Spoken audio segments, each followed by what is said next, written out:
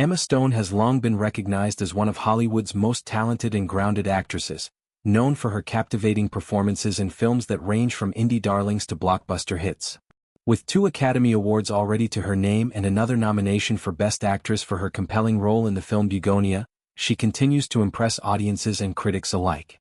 However, despite her massive fame and the constant pressure that comes with being a public figure in the digital age, Stone has made a deliberate choice to stay completely off social media platforms. This decision stems not from disinterest or a lack of technological savvy, but from a deep concern for her own mental well-being. In a recent candid conversation, Stone opened up about her relationship with the online world.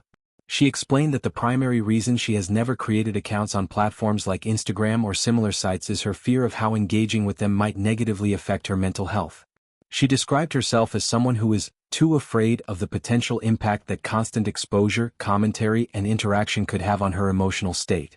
Rather than diving into the world of posting, liking, and responding, she prefers to remain a quiet observer, an enthusiastic lurker, who enjoys following other people's content from a safe distance without ever putting herself out there. This cautious approach is something Stone has maintained consistently over the years. She reflected on how she only very recently secured the domain name for her own name, emmastone.com. This acquisition came about as part of a collaboration for a high-profile Super Bowl commercial promoting a popular website-building platform. When asked whether she planned to transform the newly acquired domain into a personal lifestyle blog, fashion page, or any kind of regular online presence, her response was immediate and emphatic: 100% no. She reiterated that this unwillingness to build any sort of public-facing digital space is directly tied to her concerns about mental health. The idea of being constantly visible, critiqued, or even just engaged in the endless cycle of social media feels overwhelming and potentially harmful to her. Interestingly, Stone admitted that she never quite understood why she delayed purchasing her own domain name for so long. It was a simple oversight, she said, one that the company involved in the commercial had to work around patiently. She expressed genuine gratitude for their flexibility, noting that without the domain being available and under her control, the entire concept of the advertisement would have fallen flat or felt strangely disconnected. She joked lightly about what might have happened if someone else had claimed emmastone.com years earlier.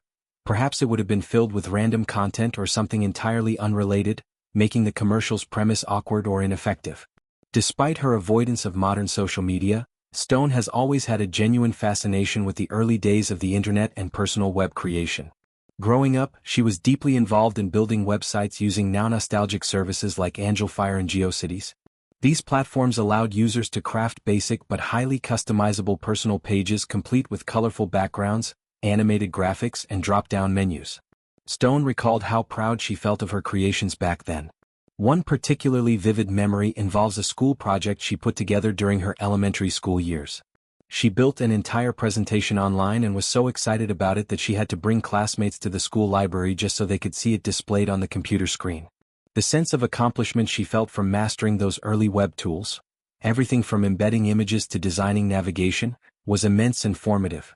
That early enthusiasm carried over into other online activities as well.